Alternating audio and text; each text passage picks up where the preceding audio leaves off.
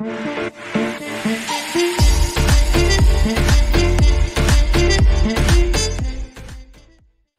it work? I think it does.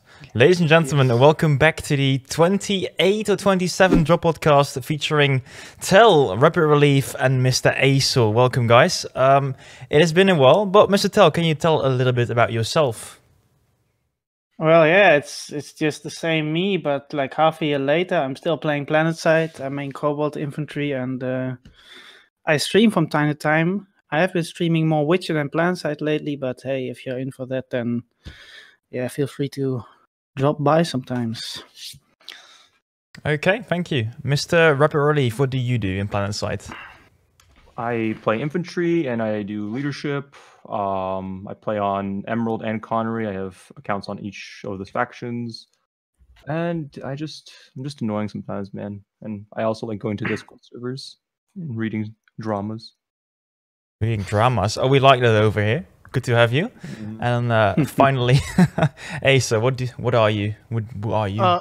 I am both an infantry and armor main. I do not play air, but I also squad lead quite a bit over on Emerald, and I'm part of Right. And then I also lead NATO with Rapid over on Emerald, which is a conglomerate of all the NC outfits. What does your President Trump think of that? Oh, he's totally for it. Damn, you have the support. When everything's under his control. Nice. Okay.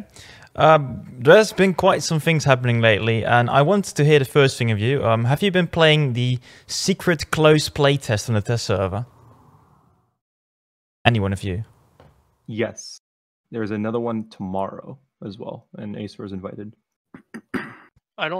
Can you confirm or deny? I can confirm that you're invited, yes. I can Okay. confirm there's a playtest. I think that's as much as I can do. Yeah, I think that... Okay. Okay, Secret. So two of you have been playing. Thel, have you been invited or? I have not been playing. I have not been invited, but I know some things. Ooh, yeah. Okay, you know some things. But, Interesting. no details though. No details. Some generalities. Okay, but what we know so far, it is something with a sanctuary, and it is something with outfits. But so far, it's a bit of a mystery. Anyway, we've got a few topics actually for tonight, and I quickly need to search for them.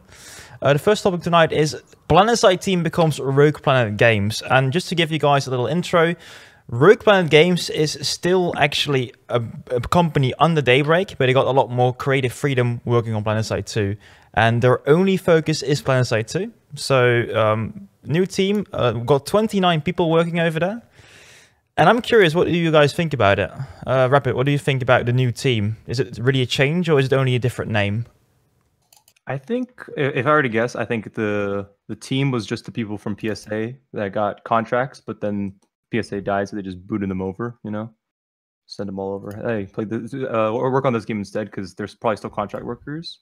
So I don't think the 29 people are for Planetside. I think the 29 people are still on contract, and they don't want to end the contract and have to pay fees for that. But I think Rogue Planet Games being a thing, there are probably other issues that force them to do it.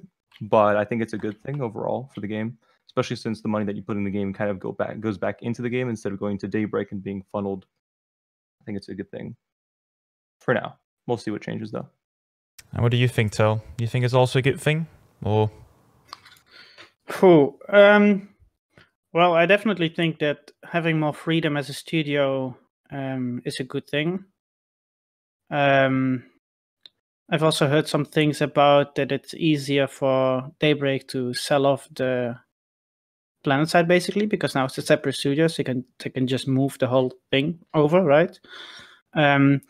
So I don't know if the idea behind it is like what the goal of that is, but I think that more freedom is good. I'm just curious where it will go and if it takes us in a good direction. But so far, I'm hopeful but cautious, looking at what happened in the past. Okay, and finally, what do you think, Mr. Asorr? What are your thoughts about the whole name change? I think it was a good choice. From what we know, Andy has full control over what decisions are made. And with the public changes where Cardo is now allowed to stream what he's doing, I think it's going to be a good community change. But we definitely need to wait and see what's going to happen. I think time in the next maybe 3 to 6 months will tell what's going to happen. Okay, interesting. Thank you. Haylot does make a good comment. He says it's the third name change. Were you guys around when Daybreak actually became a thing instead of Sony? I think I was just at the tail end of it when I started. I've been only around for a year, honestly. Mhm. So I But- joined like last October, 2018 October-ish. So Oh, it's actually pretty late then, yeah. I haven't playing since 2016, so I think that's a fair amount of time after the whole change to Daybreak. As far as I know. Yeah, I don't know. People always have said, well, back in the days with Sony, it was better, but I don't know. So far, it's only been mainly been name changes. Of course, they still need to show what they've been working on lately. So that's the important thing. Yes. I'm curious though.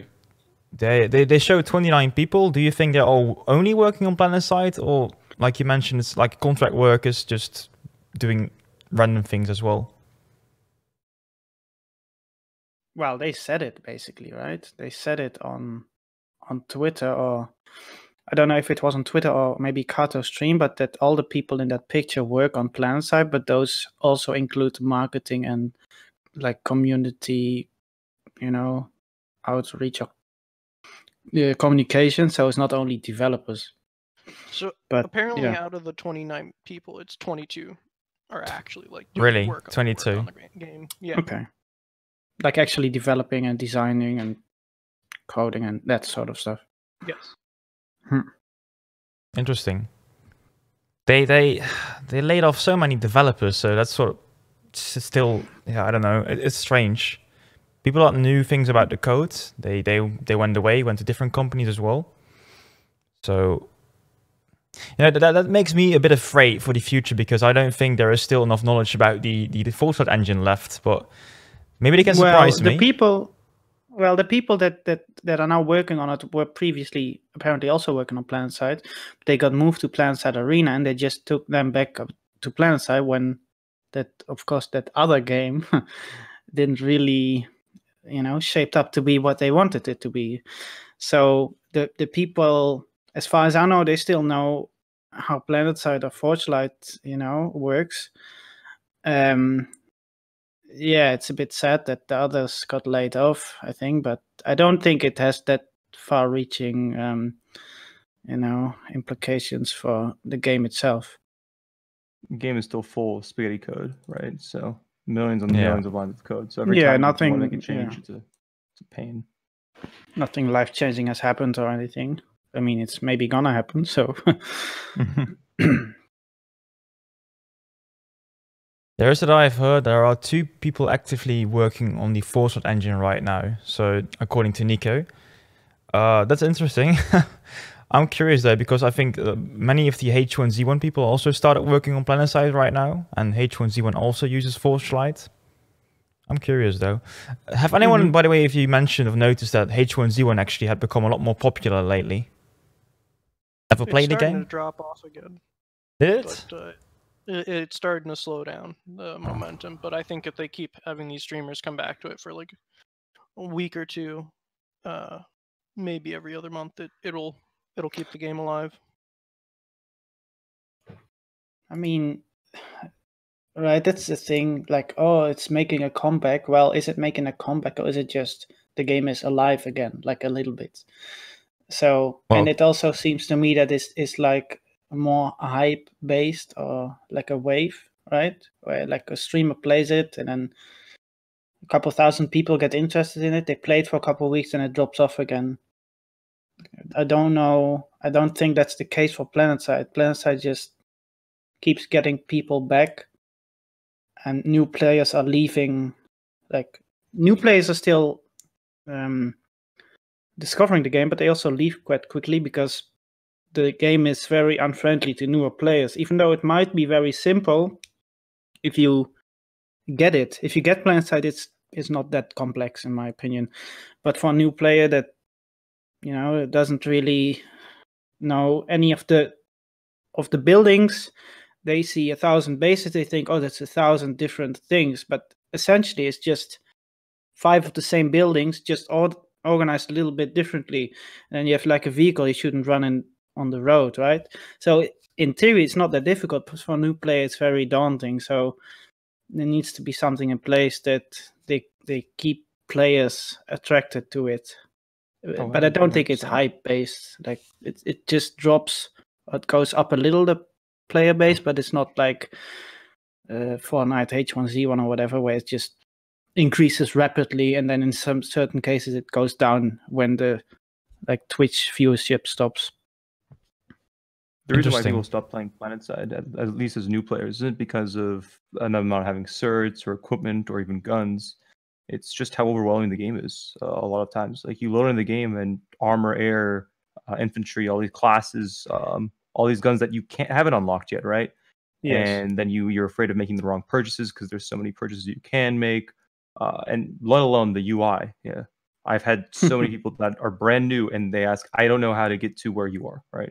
That's always the biggest issue. How do I get to the fight as a new player? Yes.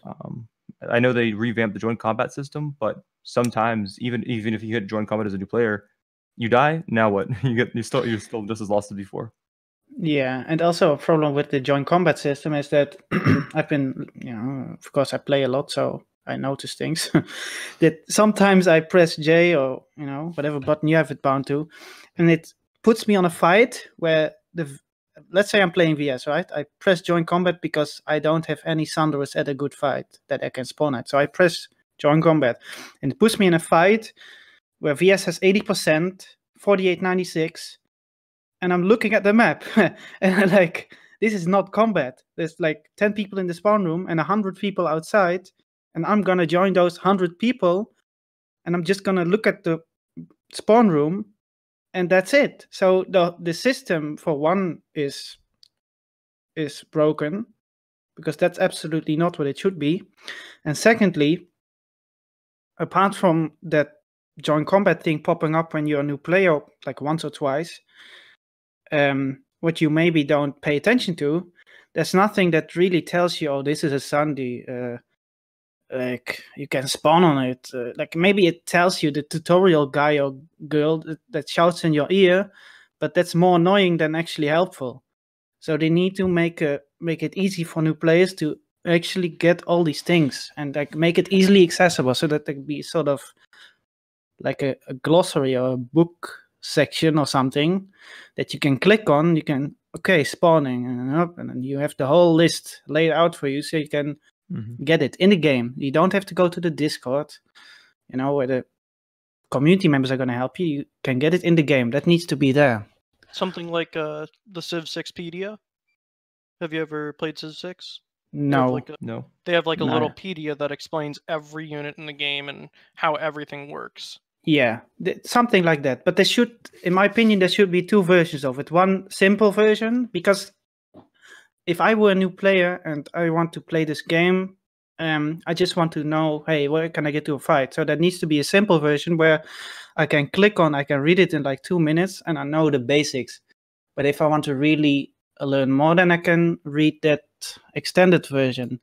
Because as a new player, if you get dropped into that, like, let's say the Wikipedia from Planetside, then you also don't know what to look for there, because there's so much information. So there need to be two things. I'm a simple player though. Let's say I'm a new player. I want to play the game. I want to shoot people. I'm a simple man. I don't want to read whole books of information. That's too much for me to grasp in the first hour. I want to play the game, basically. Poor Faber. Yeah, poor Faber. But I think that's for many people the issue. They don't want to. No, of course. So it needs to be easy. I think it needs to be like right now with the joint combat button. It's small. It is flashy. There's only a few words, that. So that is easy for new players. I think maybe for us, the more experienced players, the catalog like in Civ 5 or 6 is, that might be a thing. But for us, for the others, I don't know. Like, for example, you're a new player, right? Maybe you did the tutorial and you saw, okay, here's how to spawn out a base. But you load in the new game and you see 50 spawn options. Your mind is blown, right? And you don't automatically load into the map. You load into the warp gate as spawned. So if a new player doesn't hit the M key or escape, they're not going to realize, it's hard to do, man, to go to the map or to know key binding. So if the player doesn't tab out of the game, they'll never actually go to a fight. Yeah, actually, that makes me think of my first time when I played this game with my 20 FPS crappy laptop. I didn't know anything, so No. I spawned in the warp gate. I'm looking around like, oh, what is this? Like, I didn't even know what a terminal was. I didn't know how to spawn like vehicles. I didn't know how to fly. I didn't know how to do anything. So I just in that warp gate and I'm like, oh, there's like a tank on this thing. It says press E, so I press E. And I'm like, oh, let me spawn the flash because that's like the cheapest. So I lose the least amount of stuff if I spawn that thing. So I drive around, and I have no clue.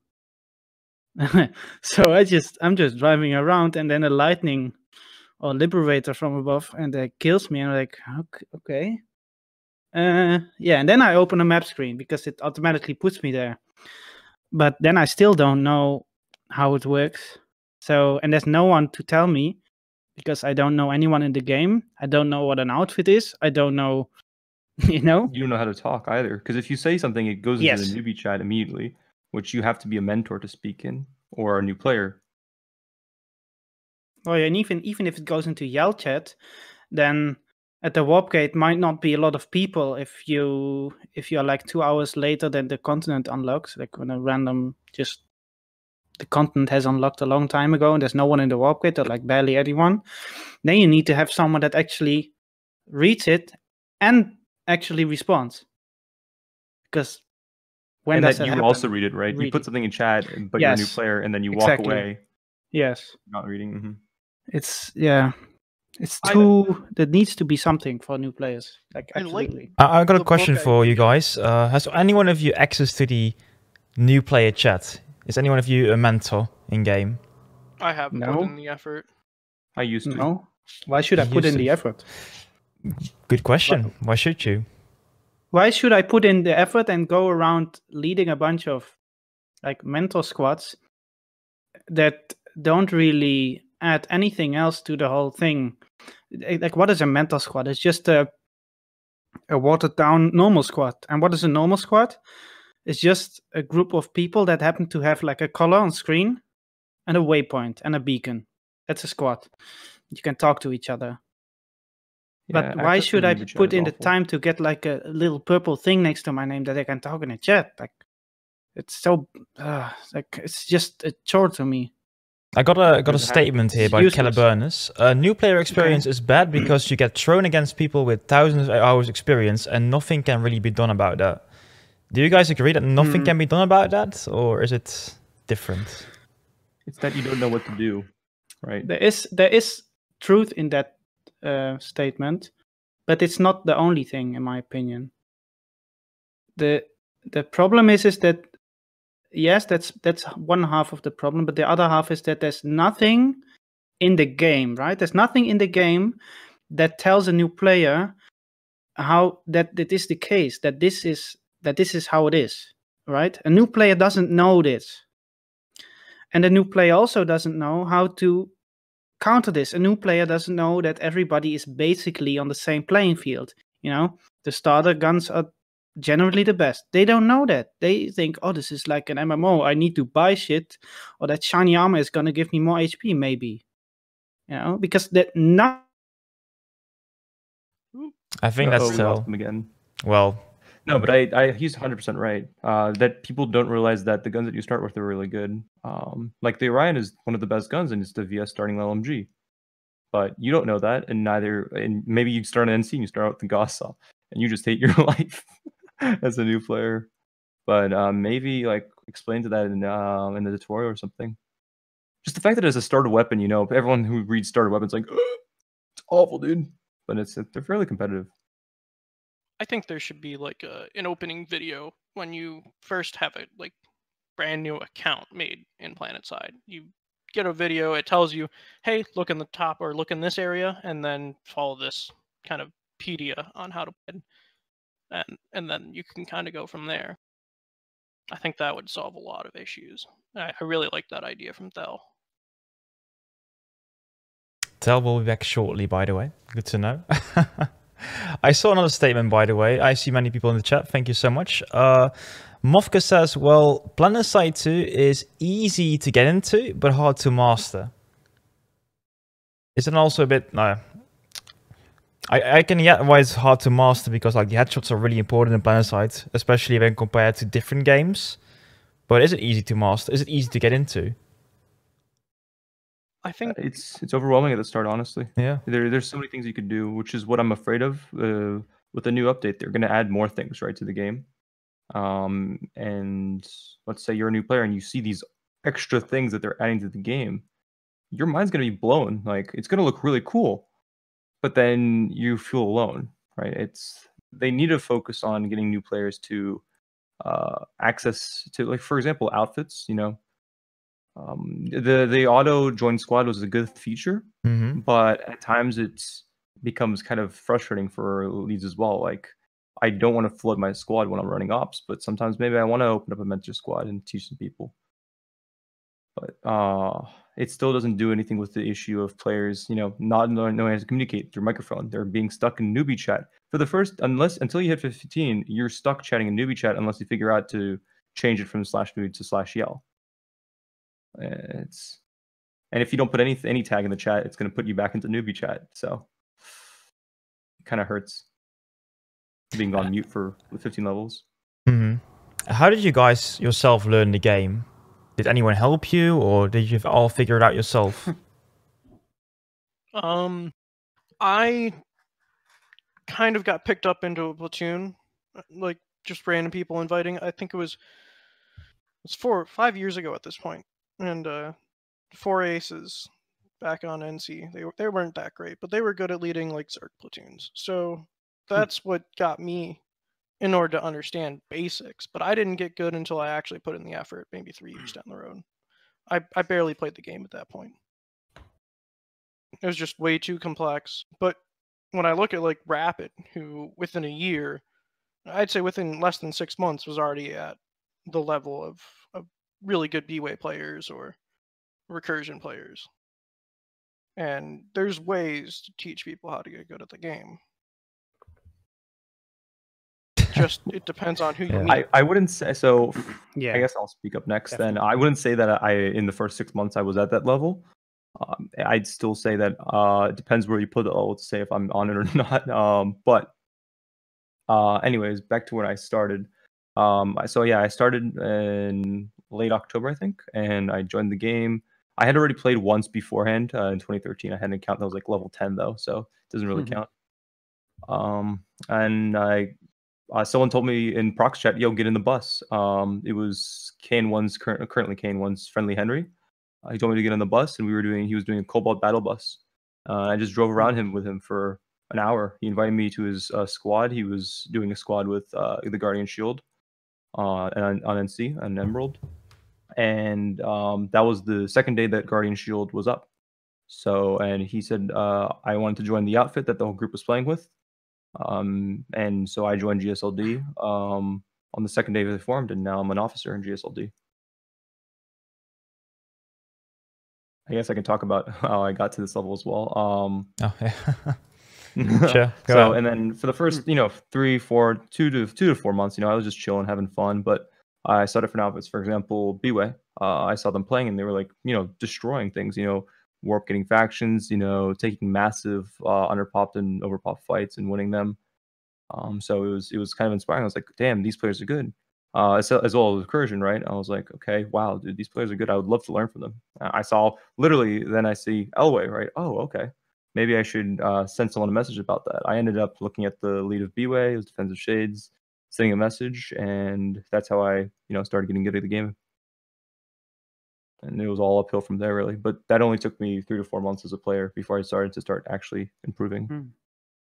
Okay, Thel, how did you learn Planetside? Well, at first, of course, I was a 20 FPS Zergling, and I really, just one of the guys that are now on my kill board all the time, and I didn't know anything. But I got picked up by a TTRO platoon on Cobalt TR, and we did a couple weeks after we did Christmas Ops. That was in 2016, and I really liked it.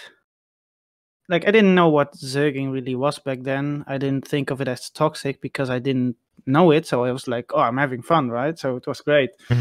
And then and then later, like a year later, I made a VS character because I thought back then I actually thought like, oh, VS is like better, right? And I played Orion and I thought this is so much better than TR. And then I played VS, right? I got into PSET. And then I bought a PC, and then I immediately went from like 20 kills per hour to 80 kills per hour. And I was like, damn, this is much more fun than I even thought like 2 weeks ago when I still had my laptop.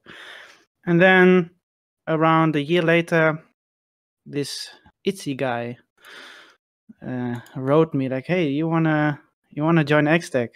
And at first I was like, nah, I'm feeling good here, you know what I mean? But then later I was like, I got a bit displeased with some things. Nothing against the people, like personality wise in PSET, but just some things, how they did things like ops, and that you needed to attend and couldn't play other factions sometimes. So then I joined XTech, and that's really where I think I improved, and I found my community, and where actually a lot of really good high level players are, and that I could play with and learn from, and have a good time with. And it also showed me that because before I thought like all these good players, they must be like really elitist and all this. I had these IGs in my mind. And then I got to know these players and I was like, oh, these guys are pretty nice. And I was like, oh, this is fun. And now I'm just hanging out with these people every day. I'm not the biggest tryhard, but I try to do well. And Okay. say I'm not super good or anything, but I'm fairly decent. Yeah, I like it. So what I've been hearing from all of you three guys, that outfits or groups of friends were really important in your first, learning the game, basically. Yes. Then I've got a question, more like a debate question, a statement again. Are outfits still relevant in 2020, especially with the update coming up soon regarding outfits? Because I've done a little research, and I basically asked 800 players, and how do they play the most? The majority play solo, and outfit play is only a small percentage. But what do you guys think? Yeah, but how did you ask that? That's the important thing. Survey. Like, there's also the devs release statistics that only 20% of players play within squads. Everyone else plays. Yeah, but like, there's difference between. Look, I play solo more than I play with my outfit, you could say. But we only do ops once a week, right? And the rest of the week, I'm just sitting in TeamSpeak. But that doesn't mean, we play with each other, but we don't play with each other. You know what I mean? Like, we are in a squad, but we just run around where the best fights are. And we don't, we're not at like 3 p.m. in the day, Saturday, 3 o'clock in the afternoon. We not go around like, oh, we're gonna cap this base and put a bacon and drive the Sunday or put the mines down. We don't do that. We just play with the best fighter. That's it. So, do you mean that with outfit play, or do you mean the super tactical ops play? Like what? We need to. That's a good define question. That. I think that's just very important, because if you say, oh, this many people play with their outfit, people might think that, oh, they always play ops, but maybe they're just playing together, but they don't really play together. You know what I mean? I think, for example, an active outfit Discord is also really important. That you at least you can talk about the game with different people, even out of the game, basically. Yes, definitely. I think it also depends on your experience with the game, right? For example, Thel, you've been playing for multiple years, right? But if a player that has only just started playing the game, right, they're not going to come back just to play this game solo. Yes, true. The game is daunting with solo. So I think outfits are very valuable still but they're valuable more for new players more than anything. I Yeah, Once you I get agree with that. experienced, once you get experienced, you understand the game enough that you don't need someone to hold your hand, as Yes. well as you don't need someone to show you how to have fun, to set up good fights, because you can do them on your own. Definitely. I agree with that 100%. I think that's also a thing that gets under, how do you say it? Like, undervalued or onderbelicht in the Netherlands. Underlighted. How do you say it? Like the it doesn't get enough attention. On the the focus. The focus is Yeah. not being laid on that enough. Okay, let's people. I think many people don't know what a good fight is. Right. That's also what the first video on Dr. Psycho's positioning tutorial. By the way, go watch it. Very good, very good. Is the first video is how to select a good fight. Because if you don't know what a good fight looks like in the map screen, you cannot have fun basically, and you need experience for that. So you either need to, like just push through door de zure appel heen bijten. So you have to eat through the sour apple to go to the good part. That's like a Dutch saying, but you have to push through the hard bits to get to the good stuff later on, or you get someone that is experienced enough to tell you everything, and then you know it, and then you do it, right? But that's not what's being taught in the game. They don't tell you what a good fight is. They just tell you, this is a terminal. Press E and go to the continent. Let's play the game. You don't know. You haven't played. My issue with that is, right, you didn't play. You don't play as a new player, right? You don't come to Planetside because you want to play a lobby shooter. There's much better options out there. You play Planetside probably because you saw videos of the massive fights, right? So you don't. So technically, news players aren't looking for the best fight, because a best fight might be just 12-12, right? The best fight for a new player is a 96-96 at Crown, right?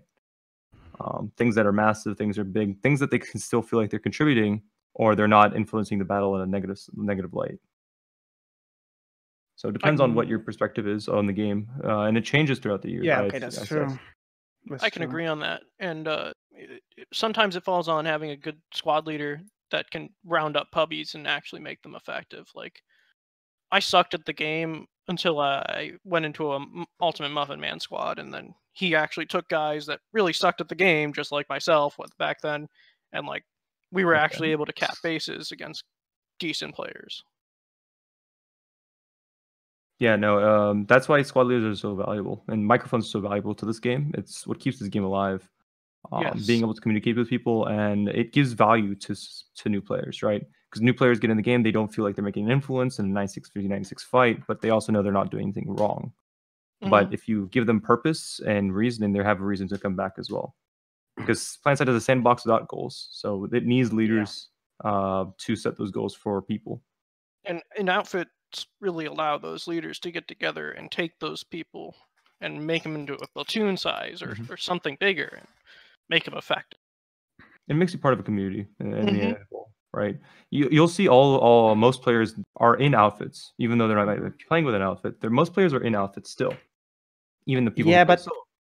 Yeah, okay, of course, but I think that number is also a bit disfigured, because a lot of these outfits are Zerg fits, and Zerg fits, in my opinion, are not like, it's not, a Zerg fit is not the same as a nice community of people that interact with each other on a I think it depends a bit. Regular basis.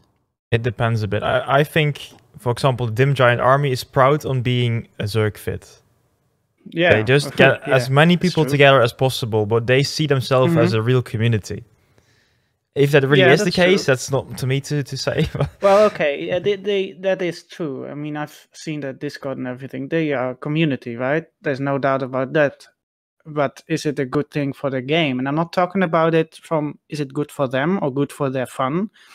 I'm saying it, is it? Hey, Mofka, don't. Hey, hold up there, boy. Hold up. We don't have enough members for a full platoon. No, so you cannot call us a Zerg fit, factually. Okay, but I mean, okay, I got a bit distracted there. what was I saying? Yeah. You're talking about Ah. Dim Giant. Yeah, there's no doubt about that. They have fun, right? That's all good if they have fun. But I don't necessarily think it's good for the game, because zerging a lane I think it can be fun for some people, not for me. I don't see the fun in it, but maybe for some people it's fun, right? I'll give them that. But it's not good for the game, because on that lane all the fights get killed because there's so much overpop that you can't get your nose out of the spawn room. You know, I 100% that's agree. bad for the server, for the whole environment. So there needs to be something done about Zergs, and this is something that that I think about a lot. I talk with others, and I already mentioned it like last year on the DroPodcast and everything. But there needs to be something, because these fights are so utterly. I think Zergs it without falls upon the leaders again. Like you need to have people that step up, because you look at SKL, they just zerg lanes on Emerald. That's who I can relate to. I mean, I know about Jim Giant, and a lot of people don't like him because of those zergings. But Yes. like SKL is an issue over on Emerald, and the NC also used to have like Zerg Fit leader who had the biggest Zerg on Emerald, which was like around 8,000 or 9,000 players in his outfit, and then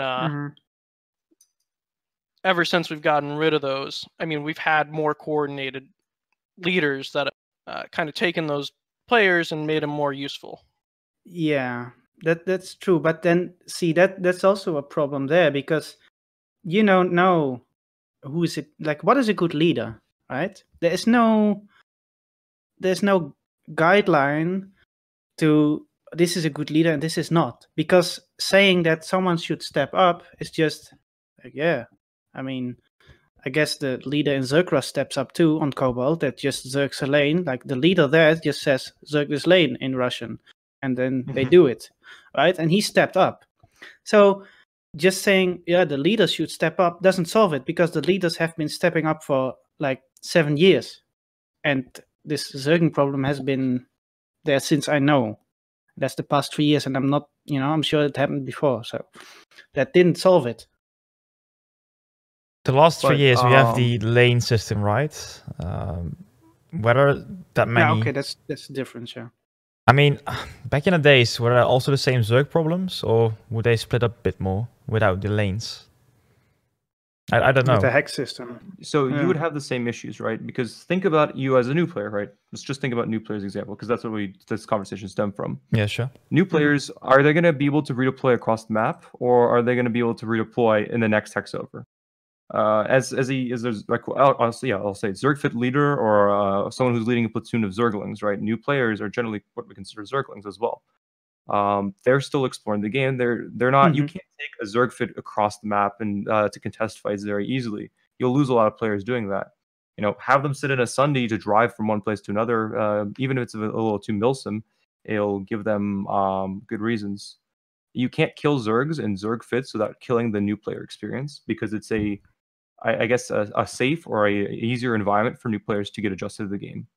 Yeah, but it's not. Look, in the first 2 hours, right, or the first couple hours, it may be a safe spot for the new player, right? He doesn't really get killed as much and everything.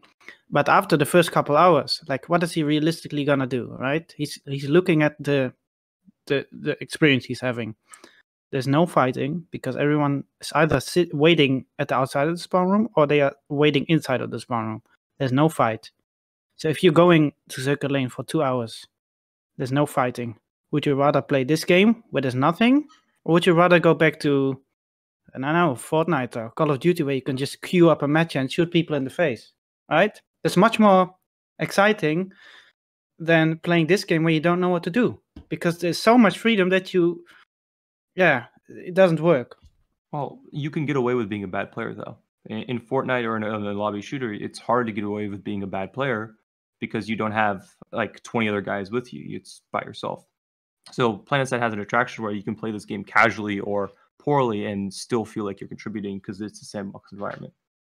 Yeah, but what is it, like, right? If you're because a bad player, it's fine zerging, right? I think.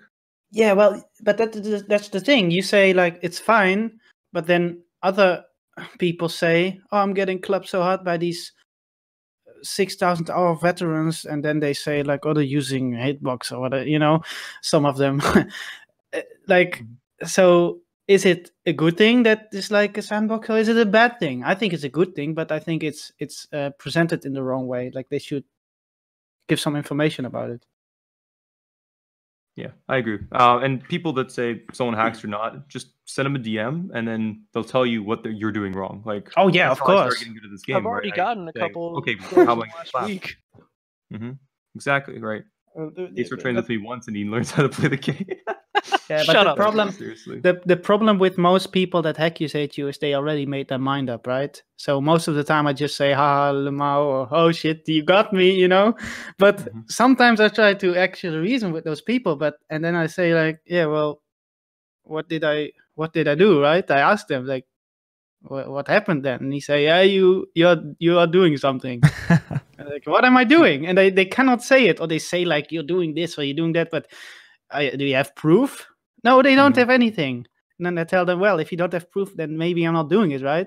Then they say, oh, that doesn't matter. Daybreak tells me I should report anything that I deem hacking.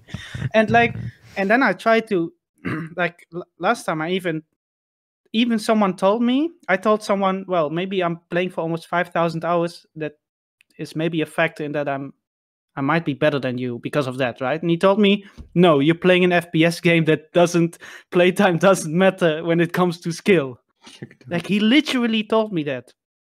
So yeah, and you'll get those people. It's so like, oh, like I try it, right? I try to reason with people and maybe help them, but then some people are just so delusional. I don't get it. I'm quickly going to interrupt you. Again, this goes back to Asorr needs to leave in a minute. Asorr, do you have any final comments or? I think that kind of the biggest thing here is to take away is if it's going to be a Zerg, they need to at least kind of show them the ropes a lot better. Yes. That is, I think, the biggest key, and that's where I think leaders need to step up. Is just show them the ropes, show them how to get better, give them the options, and don't just lead them down a lane. That's all I have to say. Yes. Okay, so that's a challenge for Daybreak or for Rogue Planet Games to actually achieve with their latest update for the outfits, I hope. I think it has potential. Okay, interesting. interesting. To build a community, Discords, and getting people off the game and becoming part of something larger than themselves. And also, outfits need to be understanding when, okay, this player has potential. Let me go to send them to a better outfit, like a Beware, and send them through Elway. You know, if you're a Zerg fit leader and you can't provide the tools for someone, you're being a bad person because you're killing someone's enjoyment when they have potential to be something better. But does this happen at outfits currently? Definitely. Yes, I think at Elway, right? And Beware? Yeah. I personally send people over to Elway, and Shade sends people our way as well. Both ways, because some people need something more, some people need something less when it comes to training. No. I think it depends a bit. I know on Vanu Miller, there's like no love between the outfits, so sending players over is not really happening. And if a player leaves an outfit to go to another one, it feels like betrayal as well. Yeah, I know all about that. All right. Well, I'm off. Have a good one, guys. Thank you for having me on the show, Faber. Thank you, Asorr. Hey, man, have a good one. We continue for the guys that are watching right now. Yes. And girls, of course. Huh? And girls. Everything in between. Don't want to leave anyone out, okay? Yeah, you're right. It's already February in 2020. Go figure. Yeah, I'm actually waiting for Valentine's Day. I'm hoping to get like a nice pink camo, is it? Those were on sale a couple days ago, Faber. You're late. Really? Yeah, those are cool. Oh, yeah. No. Yeah. I missed that, for real. But you can buy Valentine's Day. You can buy the like a hearts camo. Hearts, yeah. Those are even shinier. You put it on your weapons, and then you got the pink. You get pink and then hearts on the guns. Pink hearts camo, dude. Yeah. And then you can go to that. You pull out your NC Prima Max Ego, and hugs. you know. Hey, I have a camo for you, and then Faber, you know. And, hey, Valentine's Day. I'm still single, so I would love that. Anyway, what was the other topic we had? We had another topic, right? I think so. February 4th? Secret? Yes. Well, I think You guys have heard of it or not? I mean, I have no clue off the top of my Heard head. of what? well, Of the update? so there is a event, an exclusive event for streamers and content creators, I think. Tuesday, like tomorrow. Oh no, not tomorrow. The day after tomorrow. And apparently, I'm allowed to stream the game. Nico 101 is allowed to stream. Mofka is not allowed to stream. Sorry, Mofka. Hey, what a Daybreak? Rel, hook this man It's up. Mofka, yeah. okay? I'm going to send Hook him Justin an email. It's a bit strange because nobody really heard about this, and suddenly it's happening in a few days. But they're still testing, right? So you got to play test tomorrow. Yeah. Yeah. So they're probably testing out before they push whatever they are to live. They're trying to build hype, most likely, based on the Okay. play tests. bit of hype. That's my guess. It is happening, by the way, at 4 p.m. I gotta say PST, so the specific time Oh, zone. no. Yeah, that's specific That's time. that's like 1 9 o'clock. hours. 1 o'clock all time Europe in the evening. So GG. I'm gonna play though. I got 2 weeks off. Sad Euro noises. Yes, It'll most likely be an hour, I think, an hour. Okay, cool. based on the play test. That's my guess. Yeah. Unless they're going to show some other piece of content that isn't the they are thinking that we're currently playtesting. Well, they are. I don't know what they are playtesting right now, but what I've read so far is pretty interesting. But okay, I don't know. What they've been playtesting with us, I don't think will be shown unless the playtest tomorrow goes incredibly well. But yeah, 1 Interesting. a.m. EU. I hope they're just showing some content pieces, not the larger thing they're adding. Have you been surprised by what you've been seeing on the playtest? Just yes or no? That's I've been enough. pleasantly surprised, specifically as to the devs' quick responses to feedback that was provided. For example, all of the feedback that we provided after the first playtest was changed, and second playtest as well. I think they changed stuff. So it's just time to see if they will change it for the last playtest and see what will come out on tomorrow, Monday. But who knows, man? I personally, I think there's still bigger issues that need to be solved that aren't tied to the things that are retested. But for example, the spawn system still needs a revamp. Like they revamped it before, but still, it's sometimes just really confusing on how to spawn in some bases. For at least new players, right? Yeah, for the new players. I did hear some salty comments on Reddit and on Twitter and stuff from people that did not get a key for the playtest. Thel, are you salty that you did not get anything, did not get any access? You've been playing the game for quite a while. Yes, Daybreak. No, it's. I don't really care. Like I care, right? And I would have liked to be in the playtest because I think that I have a valuable opinion to give, but maybe I don't, and they don't care. I don't know. Maybe they didn't hand them out to 6. They handed them out to 6 players. They handed out 12, actually 24 character blocks for playtests, and they handed them out to only 6 people to distribute. So that's how it was. Yeah, really small. I don't know that like Blocks and Relter from PSB are 2 of the people that got keys. Like I don't know. I didn't really. Ask or reach out to anyone. Did you know one of the 6 people that were given the blocks? And if so, then well, I didn't know they got it, but I know, I know them, but I don't really know them, but I know who they are, right? I'm fine with it, right? As I said, I'd be happy to play it, provide feedback, and write up a whole fucking pages of everything, right? Yeah, I'd be happy to do that, but it's fine if they don't. As long as they have capable people there, and not. It's a good mix of players. Yeah. Okay. Well, I heard you have good players and you've got bad players and you've got people in between. Yeah. The only worry is, right, it's good that they have new year, new Thel. Hey man, we're all fresh in here. Hey. Yeah, but not washed, but fresh, if you know what I mean. My worry is with new players, or maybe not new players, but quote unquote worse players. I'm not saying they're bad, but worse than like the actual good players. Is that maybe they don't have enough understanding about the game to give valuable like feedback. So they may say stuff like, "Oh, this is OP or that is OP," but they might not know that you could do something about it.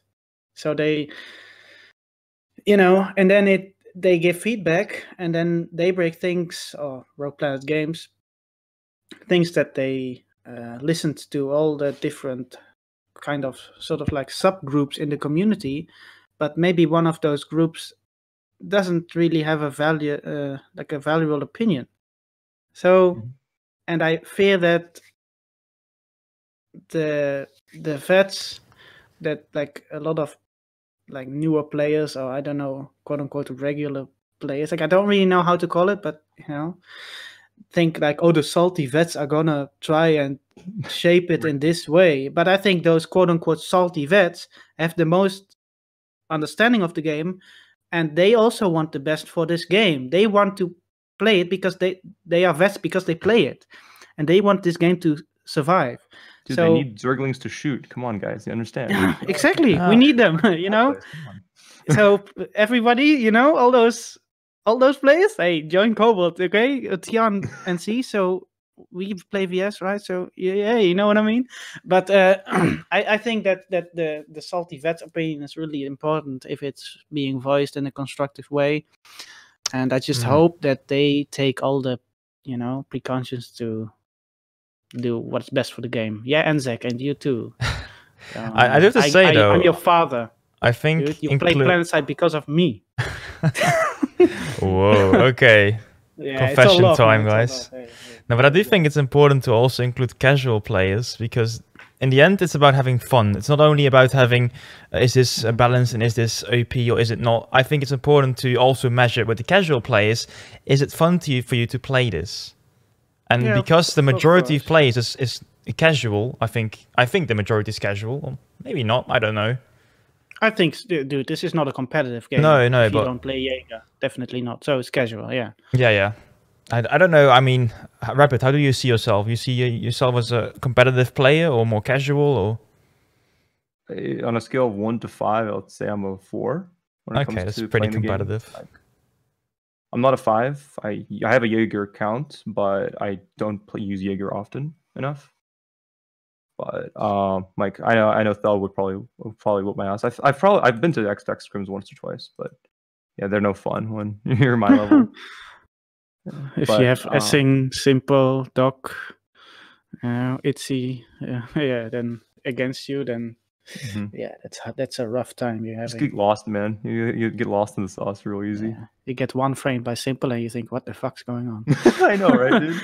When he's half stuck in a wall. SMH, dude. Yeah, like really, it is like that, dude. He stands like half, like next to a wall where his head is like only halfly visible, and he just dinks you in one frame, and you're like, I don't get it. I just, and but he wrecks like people with what is that gun? That shitty pistol? Emissary. M15? Emissary? Oh, no, the Emissary. Oh my god. Dude, he will wreck you with that. Like, and you don't even break his shields. It's ridiculous. Like, it's just crazy. But yeah.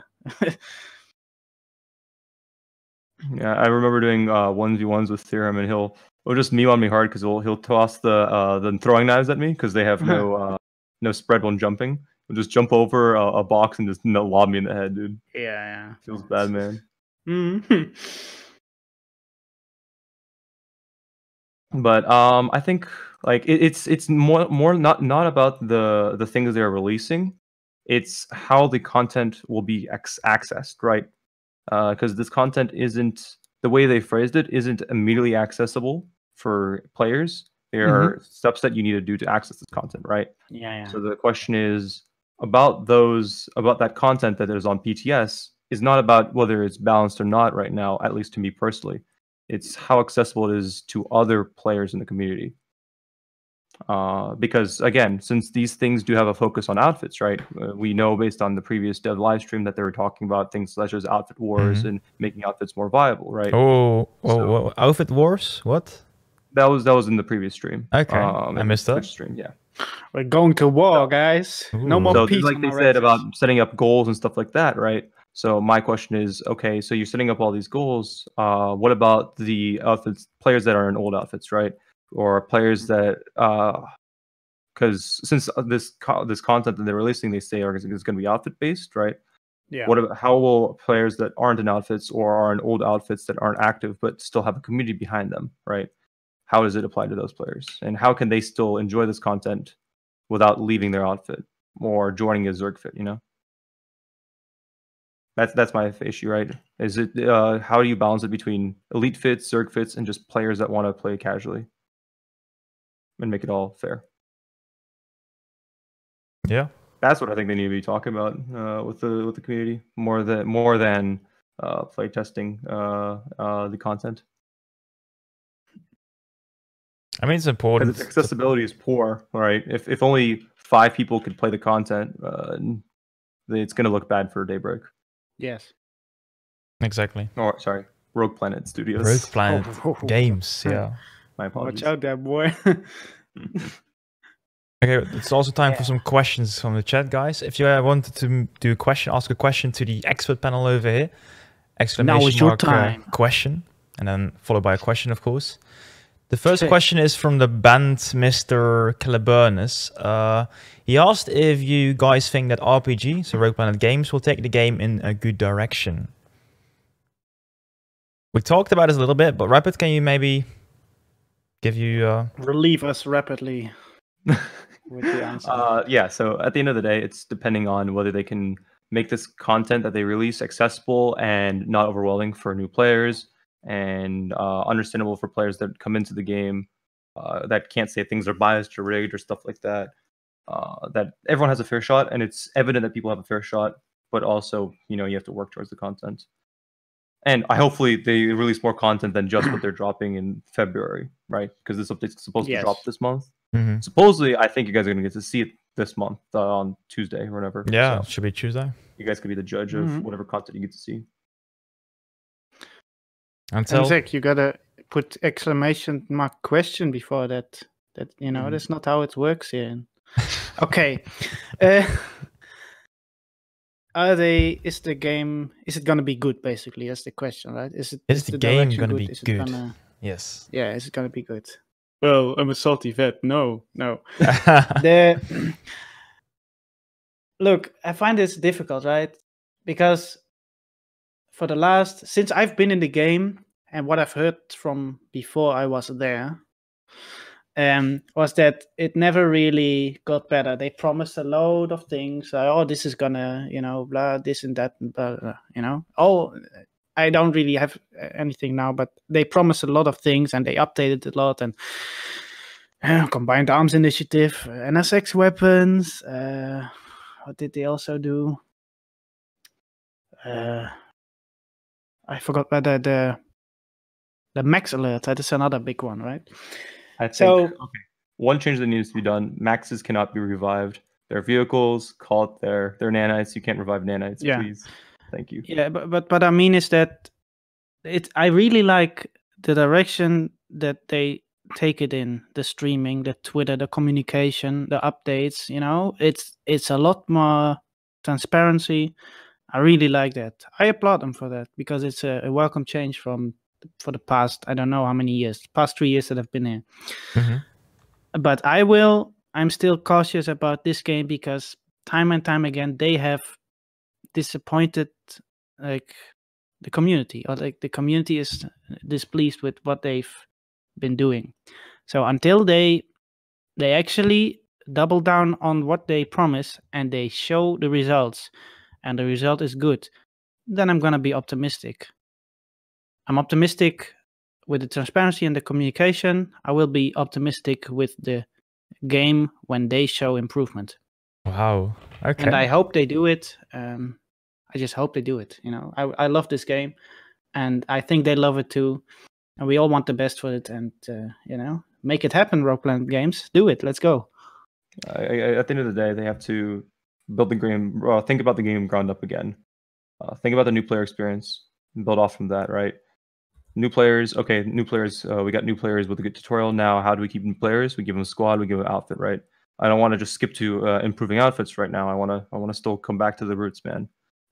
There's been a lot of talk about changing the new player experience in tutorials, but I want to see that before I see any more content, because more content you release, the harder it is for new players to get into it. I myself am a little bit even more cautious, or even a bit pessimistic, maybe. The team that basically worked on Planetside Arena went over to work on Planetside 2, and I don't know why suddenly they should be capable of doing more things than they were capable of when doing Planetside Arena.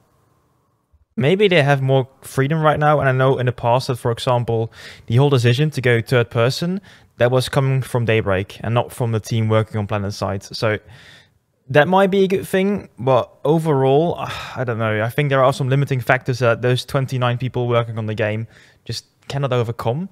And probably the game will double the size after the update. I think that will be fine. That's possible. I think many vets will return. But will it be a long-term solution? Depends really on if they double down the communication, like you mentioned, more streams, more Twitter, more whatever. That might be helpful, but they need to show that. Definitely. They need to show that. They need to put forward some results. Yes. And when they do that, and when they do it, and it actually, this keeps on going, I'm happy. Right? If it keeps, if it lasts. Question: why are you all still playing? Oh, sorry. Go on. You're gonna always have people complaining about balance, right? And things that need to be changed. They need to address these people, right? They need to publicly say, okay, here's why we aren't changing things the way they are. Because if people continue, like with the communication, right? If they continue on communication, they're gonna have to address the more and more criticism they get about balancing the game. So they should be ready to explain their reasoning, and I think they should be prepping to explain, okay, the reasons why the Dalton is like this is because. Okay. A lot of people complained, and they don't have a clue what they're talking about. And then Daybreak is like, let's change it. But then the people that supported Daybreak, but the people that supported Daybreak for all these years, that play a variety of like infantry, vehicle, air, whatever, then they just change something. Then you basically slap your members in the face that pay you, that basically provide you with a living. You slap them in the face because someone is salty that he gets killed because someone is like vastly better than him or her. That's not how it should go. People are selfish, right? For example, my outfit pulls maxes more than any other outfit on Emerald. I've seen those. Yeah. Yeah. But we also understand that maxes still need to be changed because it's not fair and not fun. Max lures aren't even fun for us, and we play more maxes than anyone else. And also maxes not being able to be revived just kind of lowers the skill ceiling for vehicles. If I could pull a tank and get killed and then get revived, like what's the point of pulling the tank, right? It's boring. But keeping the skill ceiling high, but still leaving the skill floor open for new players to enjoy the game, I think it's fine. I have a perfect solution for that whole max alert shit, right? I've talked about this with my homeboys in... Don't say cooldown, man, please. MTech. What they need to do, the max alert needs to be the max alert in which you only can pull maxes at that time. Because this max, right? The influence of the max alert, as like I don't have the statistics on it, right? But from my personal observation, which is not scientifically supported at all, is that after this max alert last year was implemented, is that no, my opinion is not the only valid one, Nico. I just have an opinion. I like to voice them, but you can of course say it, but I don't necessarily agree with it. Okay, but I think that the whole max alert made it that more and more people are pulling maxes in general as well, because like, oh man, this is a max. Wow, I can pull this every time. This only costs nanites now. Yeah, but that whole alert is stupid because you just get the same amount of people, but let's say half of them are in a max now, but the HP is so big in a max that no one gets killed, right? Because there's like 10 NGs, like 2 NGs per in the max. So nobody gets killed. It's like a standoff. Nothing happens. Well, fun fight. It's the same like a Zerg, but there's like equal people, but nobody dies. or the max dies and another max comes in to take its place. So I think the maxes should only be used in that max alert. The max players can have fun then. The infantry players might just log off for like half an hour if the maxes are being pulled. But let's say that's a fair trade. But maxes are so destructive to the infantry game because cheese cannot really enter in all bases, air and vehicles. At least not if it's like not 90% Zerg. But maxes can. Shows you. And it just destroys infantry fights, and it just takes all the fun out of the game for me. Like I think max, like you shouldn't, like as it stands right now, max, like I'm fine with maxes being in the game, but again, the change I would say not reviving and removing them from max alerts entirely. The issue with max alerts, right, is when you have an air anomaly, it's fine if air is free because the counter to air is more air, and you're not affecting any other gameplay that much because there's your counter is free as well, right? But when it comes to the max alerts, right, the counter to maxes isn't maxes usually. It's rocket launchers, vehicles, it's extra stuff. C4, right? Mhm. You do it by infantry, right? Mhm. So it's not a fair comparison. We've got a question. Do you guys think the community is ready or wants another community smash soon? No.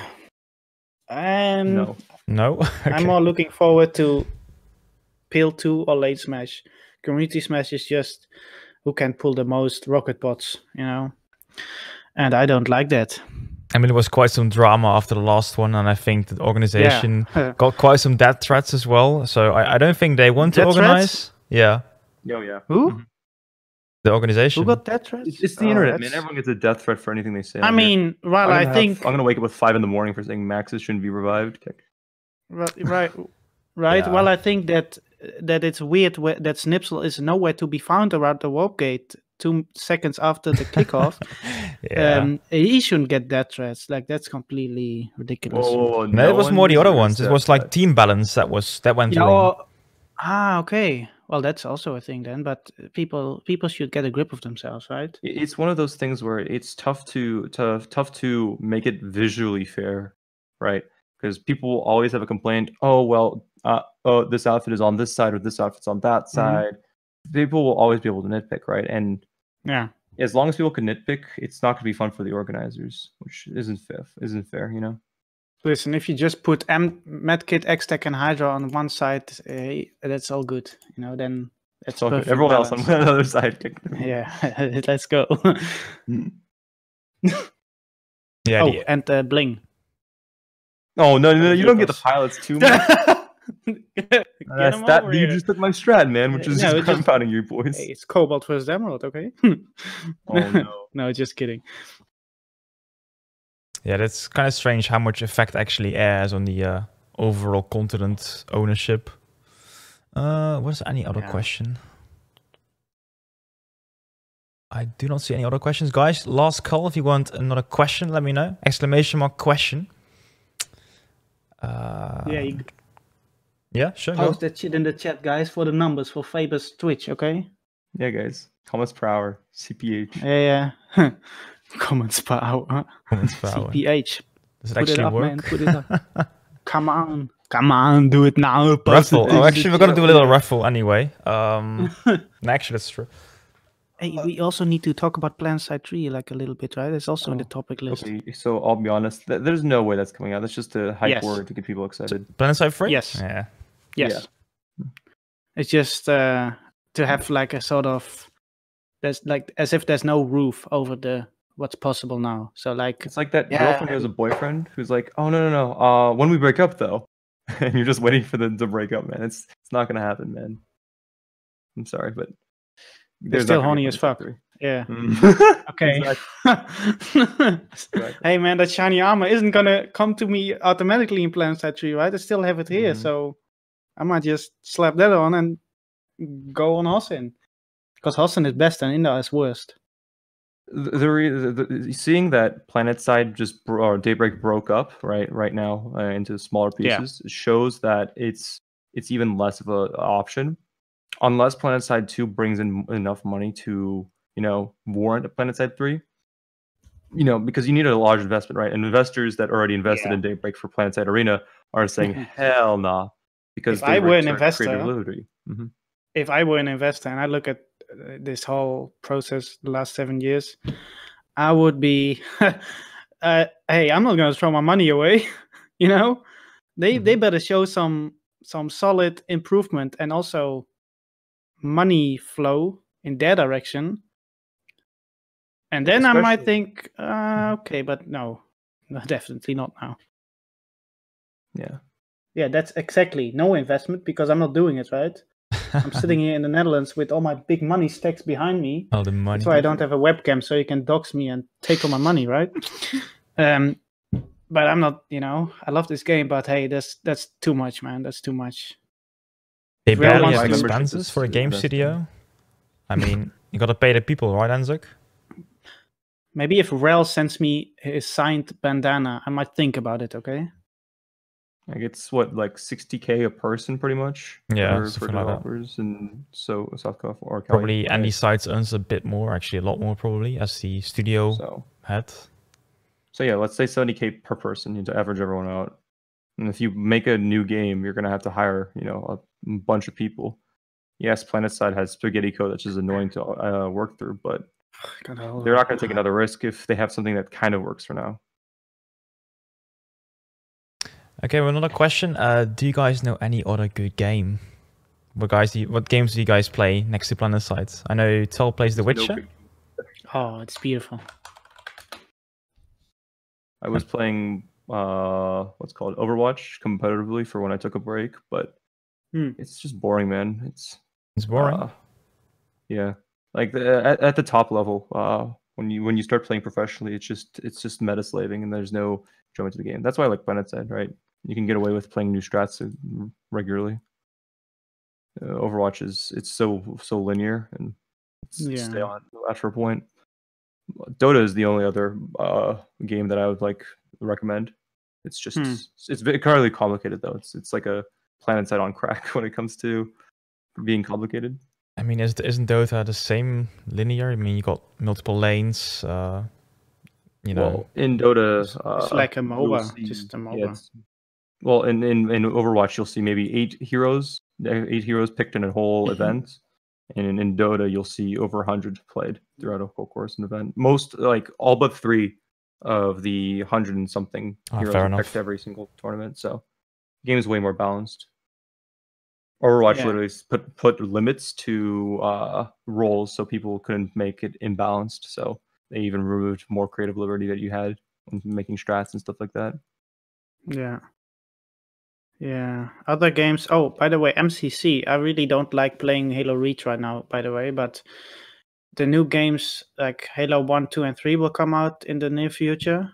So I'll definitely be replaying those because those are some of the classics. Like some of the best games ever made. And of course, Quake is something I really like. Yeah. Planetside is balanced. Yeah. Don't think so. And download that voice pack right now, by the way. And yeah, I mean GTA from time to time, but I don't really play that anymore. It's mainly The Witcher 3 now. It's just such a beautiful game. As well as the Netflix show coming out. Also, just knowing that Henry Cavill plays and reads the books, that's he also has a PC and other fucking consoles crap. He's a PC gamer. Wow. He's a PC gamer, man. They asked him, "Hey, Xbox or PS4?" And he said, "Hey, PC, man." He says, "PC." That's cool. Just like me, so he knows what's up. It's good. It's good to see, It's good. It's definitely good to see. Get some exposure for the sweaty homeboys in the basement side. Yeah, dude. There's a real there's a lack of good games. I definitely agree with that. I'd say more it's multiplayer games. There's a lack of multiplayer games that are good because they're just stacking competitiveness on video games that come out that are multiplayer. That there's very few games that you can play casually that everyone's not trying to think about esports with. So I think single player is the way to go right now. Then you're gonna, dude, Halo Reach and Halo 3 are gonna that's perfect because they have Forge and custom games. Mm-hmm. Yeah, Exactly. Nico, The Witcher 1. I tried playing that for like 1 hour. My goodness, that's bad. Like, I didn't know what the fuck to do. I haven't really played Witcher 2 though, so yet. But yeah, but luckily The Witcher 3 can be played separately. So hey, it's big brain time.